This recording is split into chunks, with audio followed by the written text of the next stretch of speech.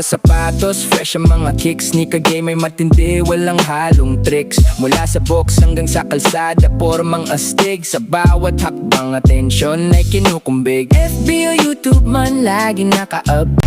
Okay, so after natin dun sa mismong Carnival, no, tsaka Parayawan, papunta tayo ngayon ng downtown. Kasi i-check natin kung ano yung maganda dito. Maglalakad lang tayo guys, kayang lakarin mula Carnivals papuntang downtown sa may palengke. Kaya din lakarin papuntang terminal. Tapos pwede ka rin sumakay dito kung ayaw mo na maglakad. Pwede ka sumakay ng mga ganyan. Tapos may mga motor din dito. Actually marami kang option dito kung ayaw mo na maglakad. Pero kung gusto mong maglakad, mas maganda kasi naka-exercise ka pa, nakatipid ka pa. Tulad nito, hindi ganoon ka maaraw, mahangin pa dahil paulan, maganda maglakad dito. Pero ingat lang, malalaki yung mga sasakyan na dumadaan dito galing ng Samar sa San Juanico Bridge. Shoutout! Shoutout sa kanila doon sa baba. Ayan yung mga taga dito sa Paseo de Legazpi. Bye-bye! Mga taga Paseo de Legazpi. May mga barkada rin ako dito dati nung college ako.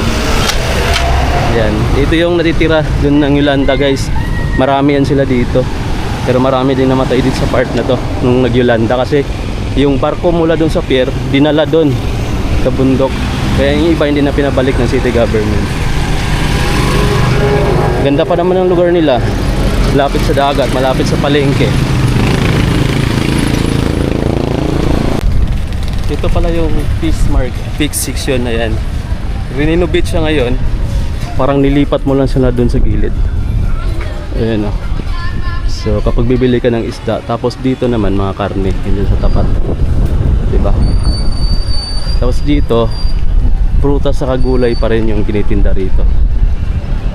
Tapos papunta na to mismo ng proper ng downtown sa may SM Sibmore, saka papunta ng Gaisano Capital. Itong area na to. Ang lakas ng hangin. Try natin kung makapagpalipad tayo dito ng drone. Papalipad din tayo dito ng drone mga amigo, no? So tingnan lang natin kung kakayanin dahil malakas yung hangin. Ayan yung mga tinitinda rito. Gulay, prutas, tapos may mga halaman, no?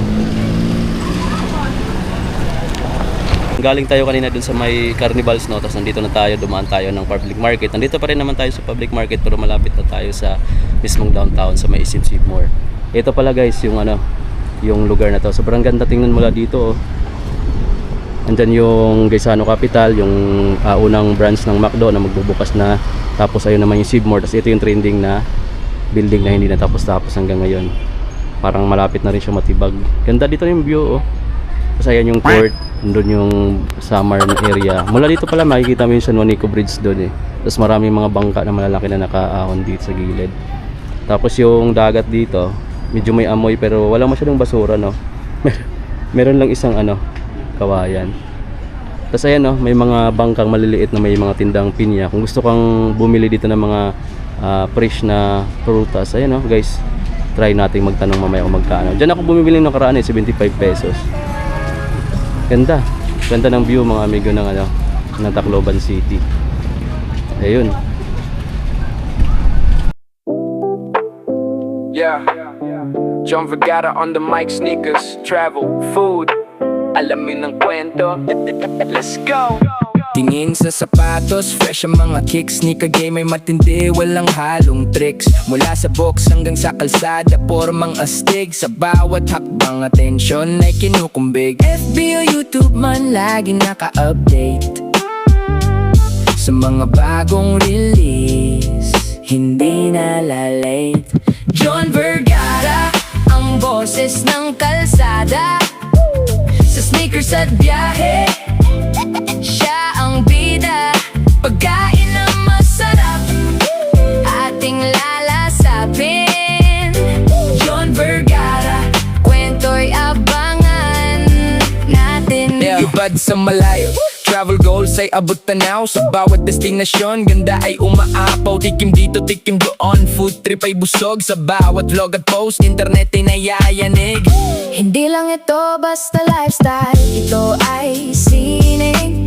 Ang bawat sapatos may kwentong nagniningning. Travel at food, buhay na makulay. FB o YouTube man laging naka-update sa mga bagong release. Ito may nakita akong mga fish. Grabe yan yung boss oh. Binababa pa lang. Magkano isa? Bawat ano? 100 tatlo. Okay. Pag doon malalaki. Pag sa malalaki magkano? 120. Magkano isa niyan, ma'am? 100 pundo. Pagka ganito kalaki? 100. 100. Diyan? Chinta. Oh, chinta na siya. 70. 50. 20,000 na. 100 liwat tulog. Dami na pala oh. Hanggang mamayang gabi pa naman kayo no? Ang dami pa naman. Ayan mga amigo no, may tag 100, may tag 50. May tatlong 100, may tag 50 isa. Meron din tag ano? Dito 75. Ha? 75. 75 sa'yo. Mamaya na akong boss kasi may dadalhin pa ako. Babalik ako mamayang hapon. 85 dito, 25 pala. Oh, may tag 100 na iba. Balik ako ba yan, boss? Itong ganito tatlo. Itong tatlo, boss, na ganito. 100 lang. Ayun, 100 lang tatlo. Balikan ko mamaya. Ayun, may mga nagtitinda dito ng prutas ulit dito. Nakabangka lang sila na maliit, no. Ang presyuhan nila may tatlo 100, may 75 yung isa. Meron din namang 100 yung isa. So iba-iba sila ng presyo, pero kung magaling ka tumawa doon mga amigo, makakatawad ka. Kasi dati nung pinakamalaki doon sa mga pinya na yan, nabili ko lang ng 75 pesos. Ngayon binibenta na nila ng 100 pesos. Pero kayang tawaran mo yung 100 pesos para magiging ano na lang 75 pesos each na lang. Ate, ito yung mahirap dito pagka patawid ka bigla, tapos may dadaan na ganito kalaking truck. Sobrang solid ng view oh. Sobrang mahalikabok guys dito. May mga nag-sit up dito ng mga ukay-ukay. O sa gilid may mga ukay-ukay. Tapos kung mahilig ka kumain ng mga street foods, meron dito sa part na to. Tapat lang siya ng Jollibee tsaka yung pinakaunang branch ng McDo. Daming tao. Sa mga mahilig lang ng street foods, pwede ka rito. Ngayon kasi may puso rin. Kumplito, mayroon din kanin kung gusto mo ng kanin. Kamas-masi. Dito tayo sa Saraya Maya. Ayan o. Diba? Okay. Ayan o. Mga gustong kumain, gustong mag-snacks na gustong makatipid, dito ka. Dito makakatipid ka ng mga pang-snacks. Dami. May mga buko juice din dito. Okay. Bibili tayo dito ng palamig. Palamig lang yung bibili natin. So, magkano dito, te? Rice, cheese 20. 20. Pabili ako isa. 10-20. Cucumber, kalamansi po. Ay, kalamansi na lang. 10-20. 20. Ayan, yung 20. Kalamansi. Presyo, may gamot. Guys, sinabutan ako ng ulan. Ayun o. Dapat papunta ako ng SM, tapos iikot. Sinabutan ako ng ulan dahil hapon na. Sasakay na lang siguro ako. Pero mula dito mga amigo, makikita mo na may mga bandaritas na sila. So ibig sabihin mga amigo, marapit na talaga yung fiesta. Diba? Tapos meron din dito, putol-putol lang. Pero marami na siyang bandaritas. Hanap na tayo ng pwesto kung saan tayo makapara. Uuwi na tayo ng bahay kasi hindi na tayo makapagpalipad ng drone natin. Maulan naman. Mababasa. Ayan guys. So dito natin tapusin tong ating vlog. Then sa mga hindi pa nakasubscribe, papindot na lang yung subscribe button. So I think dito tayo papara ng sasakyan. Tayo lang natin medyo tumila na konti kasi malakas pa yung ulan.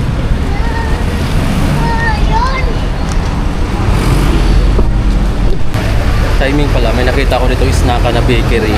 Magkatabi lang, ito, Elina. Tapos meron pang isa dito yung quality bread. Pero dito tayo sa quality bread. Pero dito sa quality bread parang wala siyang upuan eh. Unlike sa Elinas. Pero mas mabenta yung mga ano nila. Ay, meron din pala. Ayan o, pwede ka dyan. Pili lang tayo ng tinapay.